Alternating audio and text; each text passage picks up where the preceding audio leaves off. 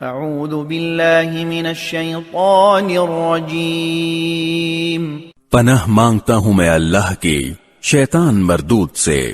وَيَوْمَ الْقِيَامَةِ تَرَى الَّذِينَ كَذَبُوا عَلَى اللَّهِ وُجُوهُهُمْ مُسْوَدَّةٌ أَلَيْسَ فِي جَهَنَّمَ مَثْوًى لِلْمُتَكَبِّرِينَ۔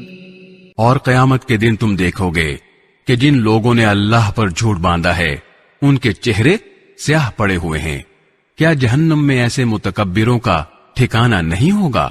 وَيُنَجِّي اللَّهُ الَّذِينَ اتَّقَوْا بِمَفَازَتِهِمْ لَا يَمَسُّهُمُ السُّوءُ وَلَا هُمْ يَحْزَنُونَ۔ اور جن لوگوں نے تقوی اختیار کیا ہے اللہ ان کو نجات دے کر ان کی مراد کو پہنچا دے گا، انہیں کوئی تکلیف چھوئے گی بھی نہیں اور نہ انہیں کسی بات کا غم ہوگا۔ اللہ خالق کل شیء وہو علی کل شیء وکیل۔ اللہ ہر چیز کا پیدا کرنے والا ہے اور وہی ہر چیز کا رکھوالا ہے۔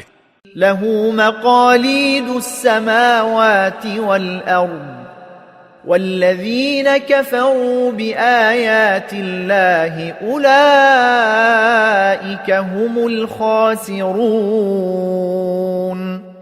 سارے آسمانوں اور زمین کی کنجیاں اسی کے پاس ہیں، اور جنہوں نے اللہ کی آیتوں کا انکار کیا ہے گھاٹے میں رہنے والے وہی ہیں۔